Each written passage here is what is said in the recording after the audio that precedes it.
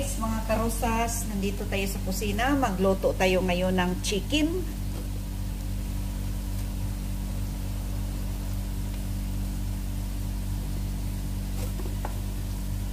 Yan, nagpa-brown na tayo ng onion. Brown kunti.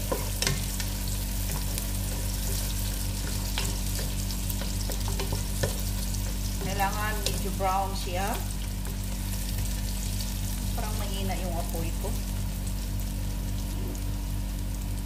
Saka ito ang manok natin. Marinated na ito sa yogurt. Konting asin. Lagay natin.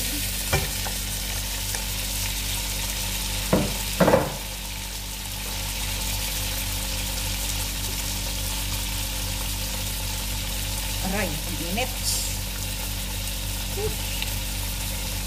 Lagyan natin dito ng sapin sa baba para pag mabagsak yung cellphone, hindi masyadong bubog. Ayan, fry lang natin. Fry natin kunti. Medyo maluto siya.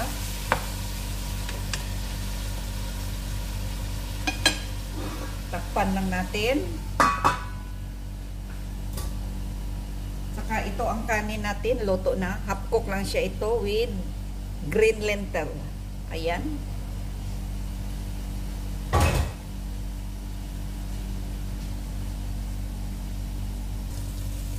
Ayan, lagyan natin ng kunting tomato paste. I-mix lang natin mga karosas. Itong ano nito, itong recipe na to, may saffron kaso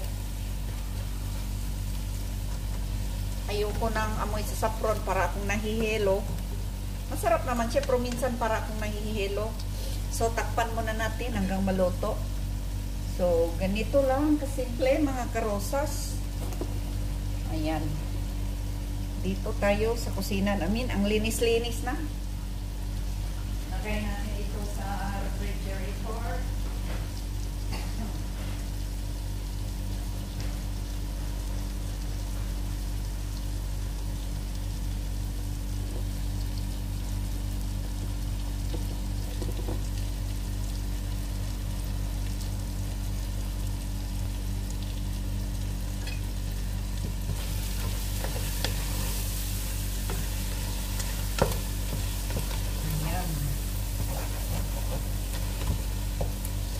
Takpan lang natin mga karosas hanggang maluto.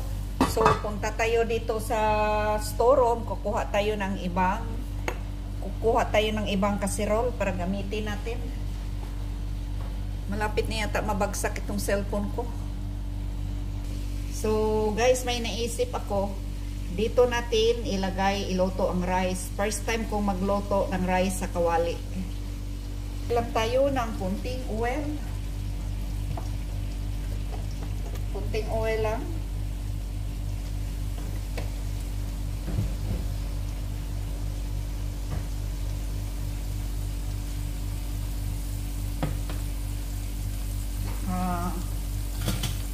Kunting oil. Saka kunting kanin. First time ko magluto ng kanin sa kawali. Experiment. Ayan, ilagay ko dito. Kasi mas maganda ito kasi flat. Pagkuha mo, hindi basta-basta ma-mix mo. Diretso na lang ganun. Hindi ka na maghanap-hanap sa mga talo o sa mga manok. Ayan, parang look so yummy ito. Lagay nyo dyan.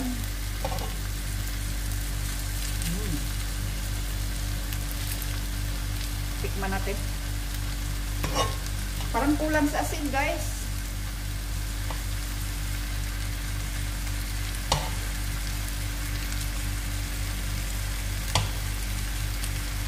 Ito lang kasi half chicken man lang. Isang tao man lang ang kakain nito. Ayan. Parang look so yummy talaga. So, yung mantika. Buhos natin ang mantika, ang sauce. Kasi masarap ito.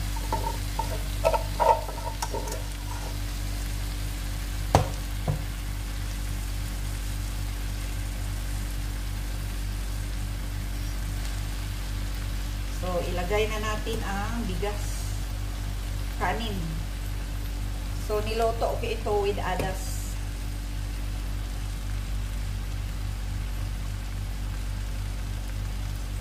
Ayan.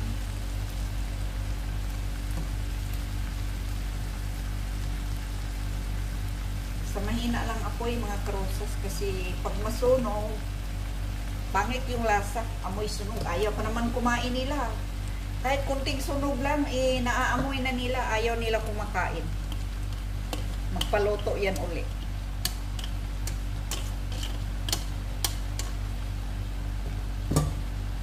Yan. Parang maraming kanin. Di bali, akong kakain yan bukas.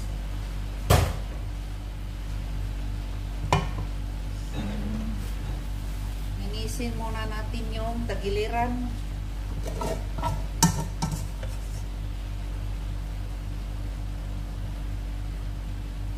Maganda pag may pula-pula yung ibabaw. Ayan.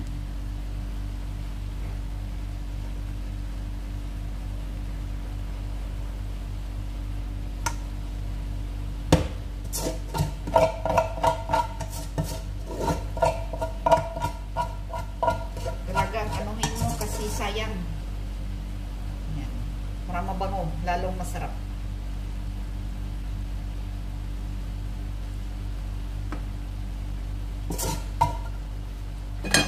Sayang na yung mantika.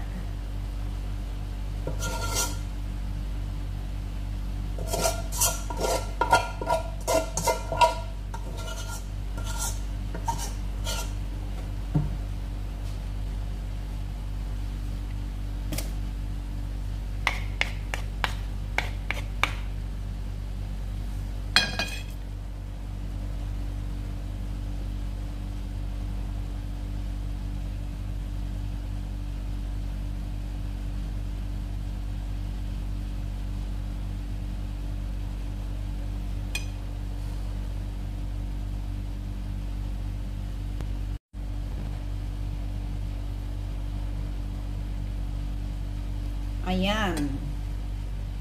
Ito na mga karosas. Pag uwi ko sa Pilipinas, ito ang gawin kong negosyo. Talaga namang masarap ito mga karosas.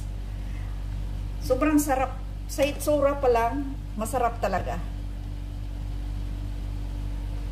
Takpan natin ito within 30 minutes or 1 hour. Sa mahina lang apoy kasi pangit ito pag masunog. Ayan, ang ganda tingnan. Takpan natin. So, balikan natin ito mamaya. Init ngayon. So, kailangan natin uminom ng maraming tubig. Sobrang init talaga ngayon. Bye-bye. Please don't forget to subscribe, like, share, and comment. And tap the bell para updated kayo sa sunod ng mga video. Bye-bye everyone. God bless. Hanggang dito na lang tayo mga karosas. Please don't forget to subscribe, like, share, and comment. And tap the bell para updated kayo sa sunod ng mga videos. Bye-bye everyone. God bless.